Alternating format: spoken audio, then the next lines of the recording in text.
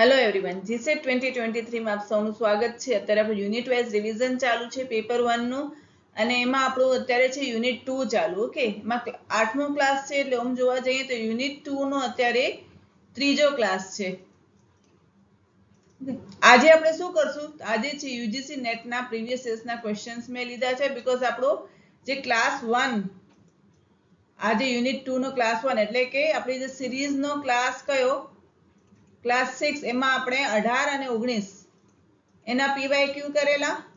હવે ક્લાસ 2 આ research aptitude નો, અને આ સિરીઝ નો ક્લાસ 7 એમાં આપણે 2021 અને 2022 ના પીવાયક્યુ કરેલા। આ બંને પીવાયક્યુ જીસેટ ના છે। ઓકે, તમે ક્યારે રિફર કરવા હોય તો તમે એ પાછા ક્લાસીસ જોઈ શકો છો। આજે રિસર્ચ એપ્ટિટ્યુડ નો ત્રીજો ક્લાસ છે, અને એમાં આજે આપણે જોશું યુજીસી ના ક્વેશ્ચન્સ। હવે કાલના ક્લાસમાં નેક્સ્ટ ક્લાસમાં હું શું લઈશ તો અસેશન એન્ડ રીઝન। મને એમ છે કે જેટલા બને એટલા વધારે આપણે અસેશન રીઝન ના ક્વેશ્ચન સોલ્વ કરીએ, બીકોઝ એ જે કોન્સેપ્ટ સમજવો, એકચ્યુઅલી અસેશન રીઝન પોતાને સમજવા જ અઘરા છે। પછી આપણે કોન્ટેન્ટ નું ઇનડેપ્થ નોલેજ પણ જોઈએ, કારણ કે દરેક વિધાનો આપણને તપાસવા જોઈએ, પ્લસ એની એ રીઝનિંગ કરેક્ટ પુરવાર થાય છે કે નહીં એ પણ જોવું પડે। એટલે એક કોન્સેપ્ટ તરીકે જ આપણે અસેશન અને રીઝન લેશું। That is for all the units. દરેક યુનિટમાં અસેશન રીઝન માટે એક સ્પેશિયલ ક્લાસ લઈશ કે તમે એ વસ્તુ સમજાય કે અસેશન અને રીઝનના ક્વેશ્ચન સાથે ડીલ કઈ રીતે કરવું। ઓકે, એટલે મોસ્ટ પ્રોબેબલી કાલે ચોથો ક્લાસ છે તો એ હું અસેશન રીઝનનો લઈ લઈશ, અને પછી એક 5મો ક્લાસ લઈશ, એમાં આપણે બાકીના રિસર્ચના ક્વેશ્ચન લઈ લેશું। અને મારો ટ્રાય એવો છે કે જે મેં તમને યુનિટ 2 નું જે રિસર્ચના જે આખું સિલેબસ બતાડ્યું એમાં જે સબ ટોપિક્સ છે દરેક સબ ટોપિક્સમાંથી હું ક્વેશ્ચન લઈ લઉં, એટલે તમને દરેક વસ્તુ ખ્યાલ આવી જાય, અને જ્યારે આપણે ક્વેશ્ચન સોલ્વ કરીએ છીએ ત્યારે આપણા કોન્સેપ્ટ પણ ક્લિયર થઈ જાય છે। તો હવે આપણે આજે ક્વેશ્ચન નંબર કયો આવશે એ જોઈ લઈએ। આજે આવશે question number 21, because already 20 questions થઈ ગયા છે। Which of the following implies the correct sequence in an action research paradigm? Okay, action research એટલે કે ક્રિયાત્મક સંશોધન વિશે પૂછ્યું છે કે એનું કરેક્ટ સિક્વન્સ કયું છે। તે પહેલું છે act, reflect, plan and observe, એટલે કાર્ય કરવાનું, પ્રતિબિંબ કરવાનું, યોજના બનાવો, અવલોકન કરો। હવે આ છે મેં અગાઉ તમને કીધું કે જે 3, 4 અને 5 ક્લાસીસ છે એ યુજીસી નેટના ક્વેશ્ચન્સ લેતી હોય એટલે એનું ટ્રાન્સલેશન કરતી હું, એટલે જનરલી તમને એઝ ઇટ ઇઝ જે વર્ડ્સ આપણી જે રિસર્ચની બુકમાં હોય છે ગુજરાતી મીડિયમની બુક એ એક્ઝેક્ટ વર્ડ ના મળે, પણ સ્ટીલ તમે વસ્તુઓ સમજી શકો છો। અને હું તો તમને કહું કે જ્યારે તમને ટ્રિક્સ યાદ રાખવી હોય ને ત્યારે always English is better than Gujarati. હવે આમાં પણ ટ્રિક યાદ કરશું કે એને સાયક્લિક પ્રોસેસ છે જે આપણે એક્શન રિસર્ચની એને કઈ રીતે યાદ રાખવી, કારણ કે આ ક્વેશ્ચન યુજીસી નેટમાં અગાઉ તો બહુ જ પૂછાતો। તમે આ જો યુજીસી નેટના ક્વેશ્ચન પેપર જુઓ તો 2020-21માં આ લોકોનો મોસ્ટ ફેવરેટ ક્વેશ્ચન હતો, એટલે કેટલી બધી સાયકલ્સ હોય। ઓકે, તો લગભગ 3 થી 4 સાયકલમાં આ ક્વેશ્ચન હોય ને હોય જ। એટલે જ્યારે આપણે ટ્રિક્સ અને ટિપ્સ યાદ કરવી ત્યારે ઇંગ્લિશ વધારે ઈઝી પડે છે। એના જે પેલા શું કહેવાય નિમોનિક્સ હોય છે ઇંગ્લિશમાં વધારે ઈઝીલી બની જતા હોય છે, એટલે થોડુંક ઇંગ્લિશ વર્ડ માટે પણ થોડુંક આમ ફેવરેબલ સિચ્યુએશન રાખજો કે આમ સાવ ઇંગ્લિશ છે એટલે જોવાનું જ નહીં એવું નહીં કરવાનું। ઇંગ્લિશ ભલે અમિતાભ બચ્ચન એવું કે English is a funny language, but English always helpful language હોય છે। હવે આપણે જોઈએ ઓપ્શન એ છે act, reflect, plan and observe. Option B છે observe, reflect, plan and act, એટલે કે અવલોકન કરવું, પ્રતિબિંબ કરવું, યોજના બનાવી અને કાર્ય કરવું। Option she is plan, act, observe and reflect, યોજના બનાવો, કાર્ય કરો, અવલોકન કરો અને પ્રતિબિંબિત કરો। અને ઓપ્શન ડી છે that is reflect, act, observe and plan, પ્રતિબિંબિત કરો, કાર્ય કરો, અવલોકન કરો અને યોજના બનાવો। See, these are the options, but આપણે ઇન જનરલ સિચ્યુએશનમાં આપણે જો કોઈ વસ્તુ સમજીએ તો આપણે સૌથી પહેલા શું કરતા હોઈએ તેનું પ્લાન બનાવતા હોઈએ છીએ, બરોબર છે। પછી પ્લાન મુજબ આપણે એના ઉપર એક્ટ કરીએ, પછી એ વસ્તુ એક્ટ કર્યા પછી આપણે ઓબ્ઝર્વ કરીએ કે આપણે એ વસ્તુમાં કેટલી હદે સક્સેસફુલ ગયા છીએ કે નહીં। ઓકે, એમાં આપણે કઈ ભૂલો કરી આપણે ઓબ્ઝર્વ કરીએ, આપણે દરેક જે કામ કર્યું એને, અને પછી આપણે સેલ્ફ રિફ્લેક્ટ કરીએ કે આમાં મારી ભૂલો શું રહી ગઈ હતી, બરોબર છે। એ જે વસ્તુ સેલ્ફ રિફ્લેક્શનનું છે, રિફ્લેક્ટ કરતા હોઈએ છીએ, એ પછી તમને પાછું આ પ્રોસેસ જ્યારે ભવિષ્યમાં કરો ત્યારે તમને આ વસ્તુ ઉપયોગી થાય। તમે જીસેટ વિશે જ જુઓ તો જીસેટ માટે તમે તૈયારી માટે પહેલા તો સૌથી પહેલા તમે પ્લાનિંગ કરશો એનો સિલેબસ લઈને, પછી પ્લાન કર્યા પછી તમે એક્ટ કરશો, તમે જે ટાઈમ ટેબલ બનાવ્યું હશે ઓકે એના પ્રમાણે તમે એના ઉપર એક્ટ કરશો। પછી તમે ઓબ્ઝર્વ કરશો કે જે મારું પ્લાનિંગ છે ને હવે મારી જે ડેડલાઇન છે 26 નવેમ્બર ત્યાં સુધી અમારું બધું પૂરું થઈ જશે. તમારી આખી પેટર્નને તમે ઓબ્ઝર્વ કરશો. ઓકે, અને પછી રિફ્લેક્ટ કરશો. જ્યારે કદાચ આપણે વસ્તુઓ થઈ જાય પછી આપણે રિફ્લેક્ટ કરીએ, કદાચ મારી ભૂલ રહી ગઈ તો અહીંયા ક્યાં રહી ગઈ, તો નેક્સ્ટ એફર્ટ જ્યારે આપણે કરીએ, પાછા આપણે જ્યારે પ્રયત્ન કરીએ ત્યારે આ વસ્તુને આપણે સ્ક્રુટિનાઇઝ કરીને એ ભૂલોને આપણે શું કહેવાય છે રદ બાતલ કરી શકો છો, તો તમે આપણે એને ભૂલોને બને એટલી ઓછી કરી શકીએ. તો આ કોઈ પણ પ્રોસેસની આ જે એક સાયકલ છે. હવે એક્શન રિસર્ચમાં આ જ સાયકલ હોય છે, ધેટ ઇઝ PAOR, પોર. આ એનો કીવર્ડ છે, આ વસ્તુ યાદ રાખજો. એટલે જ્યારે એક્શન રિસર્ચના જ્યારે સિક્વન્સ પૂછે તો પોર છે, PAOR. ઓકે, તો આનો જે સાચો આન્સર થશે that is option C. Okay, હવે ક્વેશ્ચન નંબર 22 શું છે એ જોઈ લઈએ. અને યસ, હા, જે આગળના ક્વેશ્ચન જોતા પહેલા જે નોટ્સ માટે બૂમો પાડતા હોય છે કે પીડીએફ છે કે નહીં, જે હું ભણાવું છું that is more than PDF. તમે સમજી લો તો અને નોટ્સ બનાવી લો. તમારે કોઈ પણ પીડીએફ ની જરૂર નથી, બટ યસ, જેને નોટ્સ જોતી હોય એની માટે આ ઇન ડિટેલ સ્ટ્રક્ચર્ડ વસ્તુ છે કે પ્લાન, એક્ટ, ઓબ્ઝર્વ અને રિફ્લેક્ટ શું છે, જેની યોજના બનાવી આપણે એના માટે પછી એક્ટ કરીએ છીએ એટલે કાર્ય કરીએ છીએ, પછી એનો અવલોકન કરીએ છીએ અને પછી એના વિશે આપણે રિફ્લેક્શન લઈએ છીએ, પ્રતિબિંબ એટલે કે આપણે વિચાર કરીએ છીએ આખી પ્રોસેસ વિશે. તો આ છે એનું ઇન ડિટેલ માહિતી છે, એક વખત જોઈ લેજો. ઓકે, હવે આપણે નેક્સ્ટ ક્વેશ્ચન લઈ લઈએ. 22 ક્વેશ્ચન જોઈ લઈએ. Which of the following process accurately depicts inductive research. Inductive research વિશે ક્વેશ્ચન છે. નીચેનામાંથી કઈ પ્રક્રિયા પ્રેરક સંશોધનની, પ્રેરક નહીં, કરેક્ટ કરી લેજો.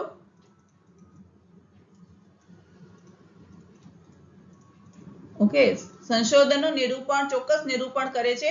અગાઉ કહેલું છે યુજીસી નેટના ક્વેશ્ચન છે એટલે ગુજરાતી કરેલું છે એટલે થોડું ઘણું આગુ પાછું હશે, પણ ડોન્ટ વરી, હું તમને સમજાવી દઈશ. ઓપ્શન એ છે ઓબ્ઝર્વેશન હાઇપોથેસિસ થિયોરી એટલે કે અવલોકન, પૂર્વધારણા અને સિદ્ધાંત. બી છે થિયોરી, હાઇપોથેસિસ, ઓબ્ઝર્વેશન અને કન્ફર્મેશન, સિદ્ધાંત, પૂર્વધારણા, અવલોકન અને પુષ્ટિ. સી ઓપ્શન છે ઓબ્ઝર્વેશન, પેટર્ન, હાઇપોથેસિસ અને થિયોરી, અવલોકન, પેટર્ન, પૂર્વધારણા અને સિદ્ધાંત. અને last that is D option, hypothesis, observation, confirmation એટલે કે પૂર્વધારણા, અવલોકન અને એની પુષ્ટિ એટલે કે એનું કન્ફર્મ, આપણે જે વસ્તુ છે એને કન્ફર્મ કરીએ છીએ. ઓકે, હવે જ્યારે આ ક્વેશ્ચન સોલ્વ કરવું એને પહેલા હું તમને એની થિયરી સમજાવી દઉં.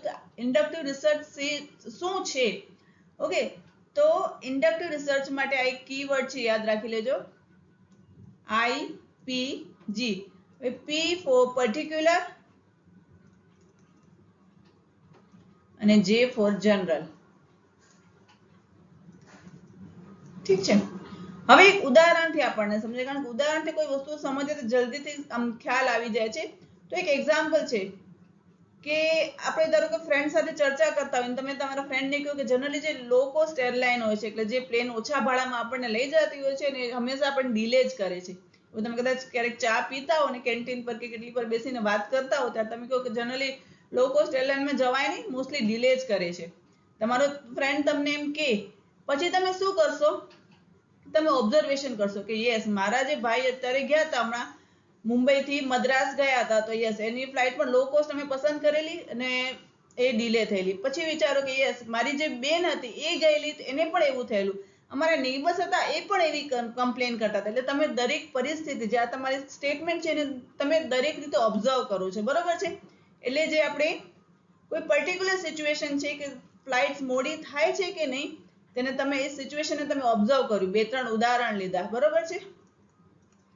પછી તમે એની પેટર્ન જોઈ કે યસ, જે મારી બેન ગઈ હતી એ પણ અમે લો કોસ્ટ એરલાઇન જોઈ હતી, પછી મારો ભાઈ ગયો તો એ પણ લો કોસ્ટ હતી કે ઓછા ભાડામાં, જે 5-7 એ ટાઈમમાં જતી હતી સૌથી ઓછા ભાડાની હતી એ અમે ચૂઝ કરી હતી. ઓકે, કારણ કે ગુજરાતી ખરા ને એટલે આપણે જોઈએ પેલું પૈસાનું શું છે, બાકી તો થોડી વાર અંદર વધારે બેસી લે તો શું ફેર પડશે. હમણાં નેબર ગયા હતા એને પણ સેમ વસ્તુ કરી હતી કે જે 5 ફ્લાઇટ હતી એમાંથી જે ઓછા ભાડાની હતી એ જ એને ચૂઝ કરેલી. ઓકે, એટલે આપણે પેટર્ન જોઈએ કે દરેક જણા જે લેટ થયા હતા એનું કારણ શું હતું, બધાની લો કોસ્ટ હતી. એટલે આ પેટર્ન જોઈ, બરોબર છે.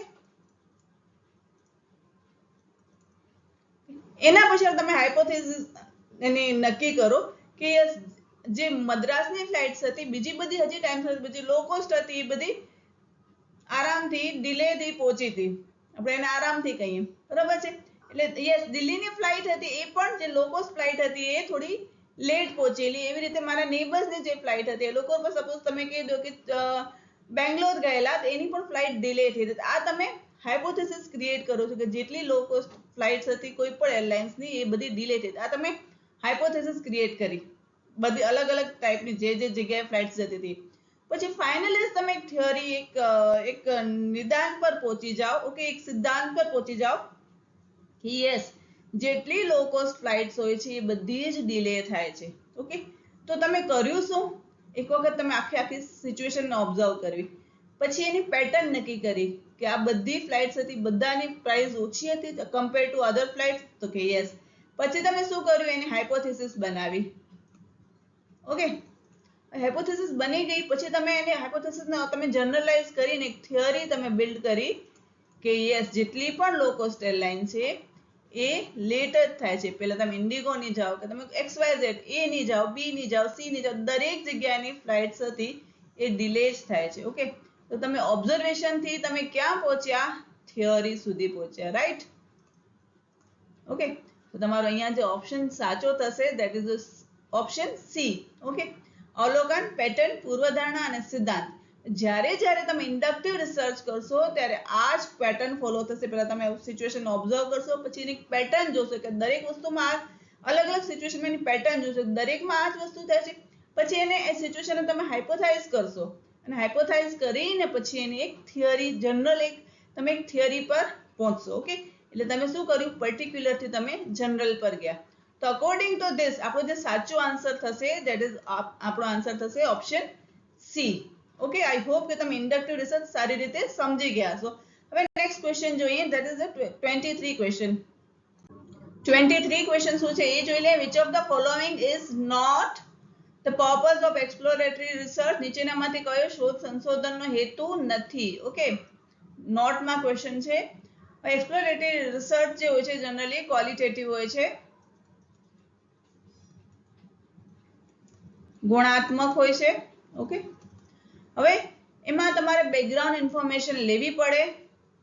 એ બધા પ્રી સ્ટેજ છે. તમે એકદમ જ્યારે રિસર્ચ તમે કન્ડક્ટ કરતા હો ને એના એકદમ પ્રી પ્રાઇમરી શરૂઆતના સ્ટેજીસ હોય છે જ્યારે આપણે બેકગ્રાઉન્ડ એની ઇન્ફોર્મેશન લેતા હોઈએ છીએ.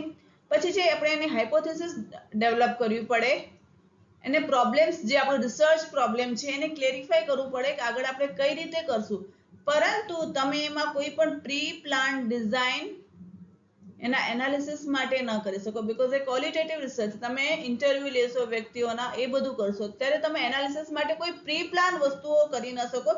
એ સિચ્યુએશનલ હોય.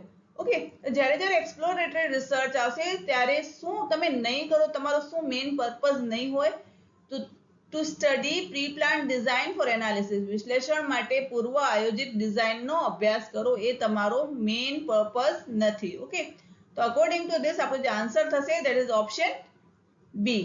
હવે નેક્સ્ટ ક્વેશ્ચન જોઈ લઈએ that is question number 24. Question number 24 શું છે? એ ક્વેશ્ચન જોતા પહેલા હું તમને કહી દઉં કે તમે ઇવન ઓબ્ઝર્વ કર્યું છે અગાઉના જે હતા રિસર્ચ મેથડ વિશે ક્વેશ્ચન હતા, હજી મેં આગળ લીધા છે હાઇપોથેસિસ વિશેના ક્વેશ્ચન છે, આ જે છે આપણું થીસિસના ફોર્મેટ માટેના ક્વેશ્ચન છે.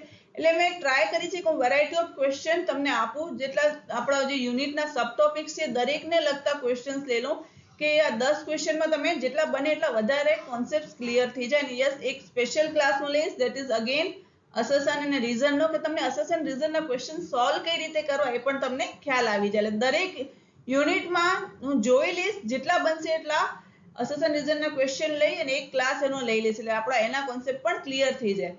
હવે ક્વેશ્ચન નંબર 24 જોઈએ. In which of the following format research abstract is must? નીચેનામાંથી કયા ફોર્મેટમાં રિસર્ચ એબ્સ્ટ્રેક્ટ આવશ્યક છે? તો રિસર્ચ આર્ટિકલમાં, તો યસ રિસર્ચ આર્ટિકલમાં હોવું જરૂરી છે, સંશોધન લેખમાં. Then seminar paper presented, yes એમાં પણ એબ્સ્ટ્રેક્ટ સૌથી ઉપર હોય છે. થીસિસ, તો યસ થીસિસ પણ તમે કમ્પ્લીટ કરી લો PhD લેવલનું, તેમાં પણ અગાઉ એબ્સ્ટ્રેક્ટ મૂકવામાં આવે છે. એક રિસર્ચ સિનોપ્સિસ હોય છે, સંશોધનનો સારાંશ, તો એના જે ફોર્મેટ છે એમાં રિસર્ચ એબ્સ્ટ્રેક્ટનું ઇન્ક્લુડ કરવામાં આવતો નથી. એટલે આપણો આન્સર જે થશે A, B અને C થશે. A, B અને C જોઈ લઈએ ક્યાં છે. ઓપ્શન સી થશે એ આપણો કરેક્ટ આન્સર થશે. The correct answer is option C. હવે ક્વેશ્ચન નંબર 25 જોઈ લઈએ. ક્વેશ્ચન નંબર 25 શું છે એ જોઈ લઈએ. Which of the following option contain all the sources which are utilized in the thesis report? 1 second. Yes. These are the keywords. નીચેનામાંથી કયા વિકલ્પો થીસીસ અહેવાલમાં ઉપયોગમાં લેવાતા તમામ સ્ત્રોત છે? ઓકે, સુપર ઇઝી ક્વેશ્ચન છે આ. ક્વેશ્ચન જનરલી આ ટાઈપના આવતા જ હોય છે, અને આવા ક્વેશ્ચનમાં ક્યાંય આપણે એમ કહીને ખોટો પડવાનો ચાન્સ જ નથી આપવાનો. બિબ્લિયોગ્રાફી છે એટલે કે પેલું સંદર્ભ સૂચિ, ગ્રંથ સૂચિ એટલે સંદર્ભ સૂચિ. બી છે ફાઇનલ ડ્રાફ્ટ એટલે અંતિમ ડ્રાફ્ટ, જે આપણું પીએચડી લેવલનું આપણે જે એક કોપી કરીએ અને પછી આપણે એનો ફાઇનલ ડ્રાફ્ટિંગ કરતા હોય છે. પછી ઇન્ડેક્સ છે અને યુઝ ઓફ સ્ટેટિસ્ટિક છે એટલે કે આંકડા શાસ્ત્રનો ઉપયોગ. તો જ્યારે આપણે જે અંદર સ્ત્રોત આપણે જે આપણે અંદર એનું જે કોન્ટેન્ટ કોઈ બુકમાંથી અથવા કોઈનું રિસર્ચ પેપરમાંથી કોઈ પણ આપણે કોન્ટેન્ટ લીધું હોય એ દરેક વસ્તુ દર્શાવવી પડે છે આપણા બિબ્લિયોગ્રાફીમાં, આપણી સંદર્ભ સૂચિ કે ગ્રંથ સૂચિમાં દર્શાવવી પડે છે. તો અકોર્ડિંગ ટુ ધીસ આપણો આન્સર થશે ઓપ્શન એ. Question number 26 છે what are the measures taken by a researcher to make research more ethical?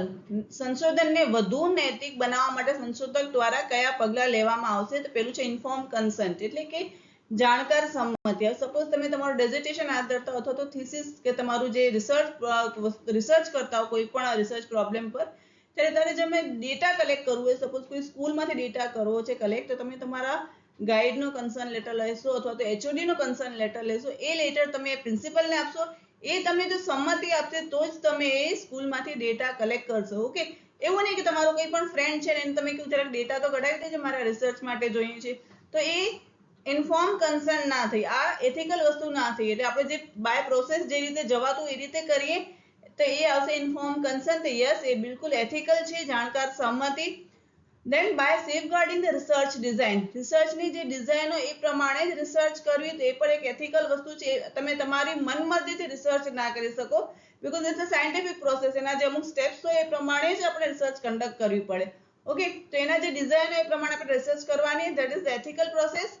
Then reviewing research proposal, જે રિસર્ચ પ્રપોઝલ અગાઉ થઈ ગઈ હોય એને રિવ્યુ કરવી, એમાં જે ગેપ રહેલો એના અંગે આપણે આપણું સંશોધન આગળ વધારતા હોય અથવા તો એ લોકોએ સેમ્પલ સાઇઝ કઈ લીધી છે એ પ્રમાણે દરેક પાસાઓ જોઈને આપણે આપણી રિસર્ચને આગળ વધારતા હોઈએ છીએ. તો એ પણ એક એથિકલ વસ્તુ છે. દેન પ્રોફેશનલ કોડ્સ, ઓકે, વ્યવસાયિક કોડ. એઝ અ રિસર્ચર તમારે કયા કયા નીતિ નિયમોનું પાલન કરવું પડે?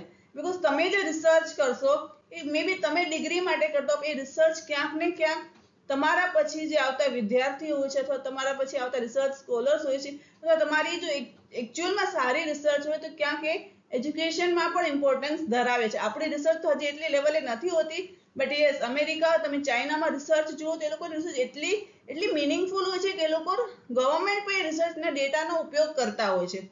ઓકે, એટલે જે એના પ્રોફેશનલ કોડ્સ હોય એનું પાલન કરવું ખૂબ જ જરૂરી હોય છે. અને યસ અગેન ગવર્મેન્ટ કોડ્સ પણ ગવર્મેન્ટ રેગ્યુલેશન્સ હોય છે, એનો નિયમ, એના નીતિ નિયમો એ પાલન કરીને તમે કોઈક રિસર્ચ કન્ડક્ટ કરવી જોઈએ, તો જ તમારી રિસર્ચ એથિકલ ગણાશે. ઓકે, તો અકોર્ડિંગ ટુ ધીસ આપણો ઓપ્શન એ છે એ સાચો થશે. that 1, 2, 3, 4 and 5 all the options are correct. So correct answer is option A. હવે ક્વેશ્ચન નંબર 27 શું છે એ જોઈ લઈએ.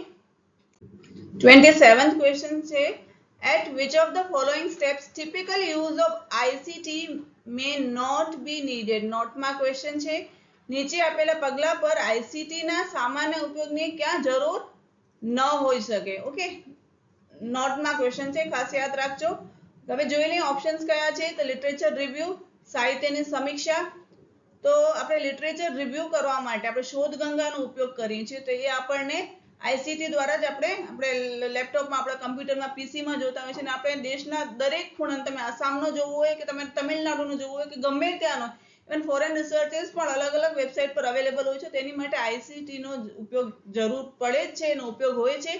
એટલે આ નહીં આવે ડેટા એનાલિસિસ, આપણે એક્સેલ અને SPSS નો યુઝ કરતા હોઈએ છીએ, તેની માટે પણ તમને આઈસીટી ની જરૂર પડશે. કોલેબોરેટિવ રાઇટિંગ, ઓકે, હવે કોલેબોરેટિવ રાઇટિંગ એટલે ડ્રોપબોક્સ ની જરૂર પડતી હોય છે. ડ્રોપબોક્સમાં એ પણ ક્યાં છે, તમને નેટ ઉપર અવેલેબલ હશે કે એમાં આઈસીટી ની જરૂર પડશે.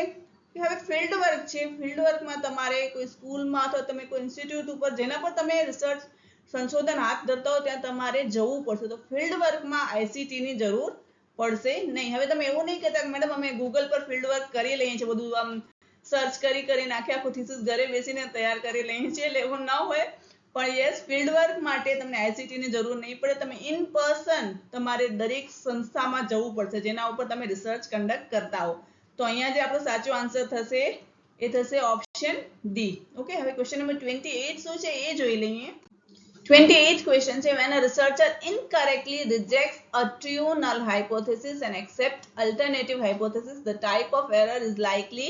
જ્યારે સંશોધક સાચી નલ હાઇપોથેસિસ ને ખોટી રીતે નકારી કાઢે છે ત્યારે વૈકલ્પિક પૂર્વધારણાને સ્વીકારે છે તે કયા પ્રકારની ભૂલ થવાની સંભાવના છે? Type 1 error, type 2 error, both type 1 and type 2 error, and last option is neither type 1 error nor type 2 error. Okay, તો હવે હું તમને કહું કે જ્યારે નલ હાઇપોથેસિસ ઓકે એ સાચી હોય અને છતાં પણ તમે રિજેક્ટ કરો તો એ ટાઈપ 1 એરર થાય છે. ઓકે, હવે એને આલ્ફા તરીકે પણ ઓળખાવવામાં આવે છે. કદાચ તમને ટાઈપ 1 એરર ની જગ્યાએ આલ્ફા એરર આવે તો ત્યારે કન્ફ્યુઝ નહીં થઈ જતા. આલ્ફા એરર અને type 1 error both are similar, બંને એક જ છે. હવે આને યાદ કઈ રીતે રાખશું? હું તમને સ્ટેટમેન્ટ આપું, બીકોઝ મેં સ્ટેટમેન્ટ પાછળ લીધું જ છે કે જેને થિયરી જોતી હોય કે જે થિયરીથી જ યાદ રાખી શકતા ટ્રીકથી યાદ ન રાખે એ લોકો માટે એ પણ મેં રાખ્યું છે. હું તમને સમજાવી પણ દઉં છું, પણ હવે એ સમજાવ્યા પછી એને યાદ કઈ રીતે રાખવું? તો જો નલ હાઇપોથેસિસ એટલે n, ટ્રુ છે સાચી છે એટલે t, અને આને આપણે રિજેક્ટ કરશું એટલે r. ઓકે, હવે તમારામાંથી RRR મૂવી કેટલાએ જોઈ છે? એમાં બે એક્ટર્સ હતા, ખબર છે? એમાં એક એક્ટર હતું એ હતો NTR. ઓકે, અને એ સાઉથ નો ટોપ નો એક્ટર છે એટલે નંબર 1. ઓકે, એટલે NTR આવે એ સાઉથ નો ટોપ નો એક્ટર છે. આપણે એ બધું કઈ લેવા દેવા નહીં. આપણે શું યાદ રાખશું? નલ હાઇપોથેસિસ જ્યારે ટ્રુ હોય અને આપણે એને રિજેક્ટ કરશું ત્યારે 1 એરર, ટાઈપ 1 એરર થશે. ઓકે, જેને આપણે આલ્ફા એરર કરીએ છીએ. અને જ્યારે આપણે એને રિજેક્ટ કરશું નલ હાઇપોથેસિસ ત્યારે ઓટોમેટિકલી અલ્ટરનેટ હાઇપોથેસિસ છે આપણે એને સ્વીકાર કરી લેશું. આઈ હોપ તમને ક્લિયર થઈ ગયું હશે. હવે એનો જે થિયોરી છે પાછળ મેં લીધી છે, મેં સમજાવી ઓલરેડી દીધું છે, પણ જેને પેલું પીડીએફ ની જે હેબિટ હોય કે જે વાંચતા હોય પીડીએફ માંથી તેની માટે છે. અને yes, option A was the correct, alpha error, type 1 error જે આપણે અહીંયા જોયું. C type 1 error is also known as false positive. Okay, એનું બીજું નામ છે false positive, પણ જનરલી પૂછાતું નથી હોતું. બટ સ્ટીલ તમે એક વસ્તુ યાદ રાખજો, type 1 error, alpha error and false positive error બધી એક જ વસ્તુ છે. and occurs when researcher incorrectly reject true, આપણે તો આનાથી જ મતલબ NTR થી જ.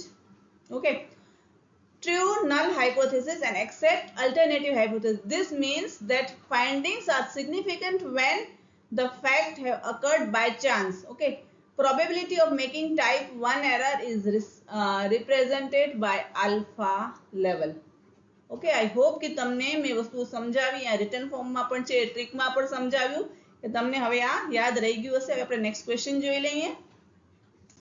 ક્વેશ્ચન નંબર 29 જોઈ લઈએ. which of the following is true in context of testing research hypothesis? Sorry, સંશોધન પૂર્વધારણાના પરીક્ષણમાં નીચેના સંદર્ભમાંથી કયું સાચું છે એ પૂછ્યું છે. પહેલું ઓપ્શન છે it is only alternate hypothesis that can be tested. માત્ર વૈકલ્પિક પૂર્વધારણા છે જેને ચકાસી શકાય છે. બિલકુલ ખોટી વસ્તુ છે. વૈકલ્પિક પૂર્વધારણાને કોઈ દિવસ ચકાસી શકાતું નથી. માત્ર એક જ પૂર્વધારણા છે જેનું ટેસ્ટિંગ થઈ શકે છે. કઈ છે જે પૂછ્યું છે આપણને? It is only the null hypothesis that can be tested. માત્ર શૂન્ય પૂર્વધારણા છે જેને આપણે ચકાસી શકાય છે. Absolutely true. માત્ર નલ હાઇપોથેસિસ છે એના ઉપર જ આપણે સ્ટેટિસ્ટિકલ ફોર્મ્યુલા લગાડીને આપણે એનું ટેસ્ટિંગ કરી શકશું. અલ્ટરનેટિવ હાઇપોથેસિસ નું ટેસ્ટિંગ ક્યારે પણ કોઈ પણ સંજોગોમાં થતું નથી, યાદ રાખજો. ઓકે, હવે બી ઓપ્શન સાચું છે એટલે ઓટોમેટિકલી સી અને ડી બંને ખોટા થશે, પણ છતાંય જોઈ લઈએ. both the alternative and null hypothesis can be tested. નહીં, only and only null hypothesis નો જ ટેસ્ટિંગ થાય. both alternative and null hypothesis cannot be tested. again this is also wrong. okay, null hypothesis છે એનું આપણે testing કરશું, એ ટેસ્ટિંગમાં ખરી ઉતરશે તો એ સિલેક્ટ થશે. ઓકે, એને આપણે એક્સેપ્ટ કરશું. જો એ ખરું ન ઉતરે એ હાઇપોથેસિસ તો શું થશે? એને આપણે રિજેક્ટ કરશું. એને જ્યારે રિજેક્ટ કરશું ત્યારે આપણે કોને એક્સેપ્ટ કરશું? એ અલ્ટરનેટિવ હાઇપોથેસિસને. ઓકે, તો નલ હાઇપોથેસિસ જ ઓનલી છે કે જેને આપણે ટેસ્ટિંગ એટલે કે એનું પરીક્ષણ કરી શકશું. તો અકોર્ડિંગ ટુ ધીસ આપણો ઓપ્શન બી છે એ સાચો થશે. હવે લાસ્ટ ક્વેશ્ચન શું છે એ જોઈ લઈએ. ક્વેશ્ચન નંબર 30 છે, you are taking part in certain discussions, symposium or a lecture as a enlightened listener. You will એક સિચ્યુએશન આપી છે કે તમે એક પ્રબુદ્ધ શ્રોતા તરીકે તમે ચોક્કસ ચર્ચા, સિમ્પોઝિયમ અથવા વ્યાખ્યાનમાં ભાગ લઈ રહ્યા છો. તો તમે શું કરશો? તમને સિચ્યુએશન્સ આપી છે. ઓપ્શન એ છે, interrupt the speaker if you disapprove the idea of the speaker. એટલે કે જો તમે સ્પીકરના વિચાર સાથે નામંજૂર હો, ઓકે, તમે એની સાથે સહમત ના હો તો તમે એને સ્પીકરને વચ્ચેથી અટકાવશો. ઓપ્શન બી શું છે, hear the entire talk and seek permission to express yourself. એટલે કે આખી વાત સાંભળશો અને તમારી જાતને વ્યક્ત કરવા માટેની પરમિશન લેશો, પરવાનગી લેશો. સી છે, remain neutral and only listener and only be a listener. તટસ્થ રહેશો અને માત્ર સાંભળ્યા રાખશો. તમને ઘણી વખત વસ્તુ તમે એની સાથે ડિસએગ્રી હશો તો પણ તમે સાંભળ્યા રાખશો. અને ઓપ્શન ડી છે, not like to say anything due to hesitation. ખચકાટને લીધે તમે કંઈ પણ બોલવું ગમશે નહીં અથવા તમે બોલતા શરમાશો. ઓકે, હવે આ જનરલી આપણે આઈડિયલ સિચ્યુએશનમાં આપણે જ્યારે જતા હોઈએ કે તમે કોઈ પણ સિમ્પોઝિયમમાં જાઓ, વ્યાખ્યાનમાં જાઓ, તો આપણે જનરલી આપણને ગમે તો કોઈ વસ્તુમાં પાર્ટિસિપેટ જ ન કરતા હોય. એઝ બિંગ અ રિસર્ચર, આ રિસર્ચરની એક કન્ડિશન છે, રિસર્ચરની એક શું કહેવાય, એક લાક્ષણિકતા છે કે જ્યારે તમે સિમ્પોઝિયમ કે તમે કોઈ પણ લેક્ચરમાં જાઓ, ઓકે, કોઈ ડિસ્કશન ફોરમમાં તમે જાઓ અને જ્યારે સ્પીકર કંઈક કહેતા હોય ત્યારે તમને કંઈક પણ એના વિશે એ જે ટોપિક હોય એના વિશે તમારે કંઈક ક્લેરિફિકેશન જોતું હોય અથવા વધારે સમજવું હોય ત્યારે તમે શું કરશો? તો આ 4 સિચ્યુએશન છે. બહુ જ ઇઝી ક્વેશ્ચન છે. ઓપ્શન શું આવશે સાચો? hear the entire talk and seek permission to express yourself. આખી વાત સાંભળશો અને તમે તમારી જાતને વ્યક્ત કરવા માટે પરવાનગી લેશો. ઓકે, બહુ જ જ્યારે સિચ્યુએશનલ ક્વેશ્ચન આવે ત્યારે આપણે 100% આવા ક્વેશ્ચન આવડી જ જાય છે. સાચો ઓપ્શન થશે ધેટ ઇઝ ઓપ્શન બી. હવે તમારો હોમવર્ક ક્વેશ્ચન જે હું લાસ્ટ ટાઈમ ભૂલી ગઈ હતી એ મેં અહીંયા મૂક્યો છે. Now let us see your homework question. અને યસ, મારી કન્ડિશન છે આ ક્વેશ્ચન હું તો જ સોલ્વ કરાવી શકે, એટલીસ્ટ મને 100 કોમેન્ટ્સ મળશે, 100 રિપ્લાય કરો, બીકોઝ હું જોતી હું કે કેટલા બધા વિડીયોઝ જુએ છે બટ હોમવર્ક ક્વેશ્ચન સોલ્વ ના કરો and then you expect. I really appreciate કે જે લોકો મને કહે છે કે હોમવર્ક ક્વેશ્ચન મને સોલ્વ કરાવો, બીકોઝ એ લોકોને છે કે નહીં અમે જે વસ્તુ તમે હોમવર્કમાં આપી છે એ સોલ્વ કરો તો એ લોકોની જે ક્વેરી હોય અથવા તો એ લોકોને પોતાના આન્સર ટેલી કરવા હોય તો એ લોકો કરી શકે. તો એના પક્ષે એ લોકો સાચા છે અને I really appreciate there thought. But thing is હું આટલી મહેનત કરતી હોઉં તો મને સામેથી રિપ્લાય જોઈએ. એટલીસ્ટ 100 ક્વેશ્ચન 100 રિપ્લાયઝ આવશે તો હું ડેફિનેટલી આ ક્વેશ્ચન તમારા નેક્સ્ટ સેશનમાં સોલ્વ કરીશ. અધરવાઇઝ બુક છે એમાં રિફર કરી લો. ઓકે, અને આઈ વોન્ટ કે મેક્સિમમ પાર્ટિસિપેશન કરો. એની પાછળ મારો બીજો કોઈ પર્પઝ નથી. તમારા જેટલી ક્વેરીઝ હોય સોલ્વ થાય અને આપણું પેપર સ્ટ્રોંગ બને, that is the only purpose. Okay, હવે ક્વેશ્ચન જોઈ લઈએ. In which type of research the steps of research have to be cyclic?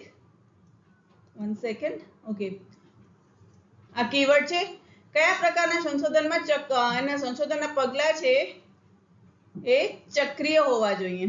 Grounded theory research, action research, experimental research અને last છે case study. આનો answer મને comment બોક્સમાં જણાવજો. Okay, અને યસ, મેક્સિમમ પાર્ટિસિપેશન કરો. એક્ઝામને હવે 2 મહિના જ છે તો ઇધર ચલા મેં ઉધર ચલા વાળું નહીં ને, એકદમ કોન્સન્ટ્રેટ કરીએ આપણે એક્ઝામ પર. એટલે પછી છેલ્લે ફાઇનલી મેં ફિસલ ગયા વાળી સિચ્યુએશન જ ના આવે ને આ વખતે એક્ઝામ ક્રેક થઈ જાય. આનો આન્સર મને કમેન્ટ બોક્સમાં જરૂરથી લખીને જણાવજો, પછી આપણે નેક્સ્ટ સેશનમાં એને સોલ્વ કરશું. Thank you for watching. Like, share and subscribe કરજો મારી ચેનલને. કાલે પાછા મળશું રિસર્ચના નવા ક્વેશ્ચન સાથે. Bye and take care of yourself.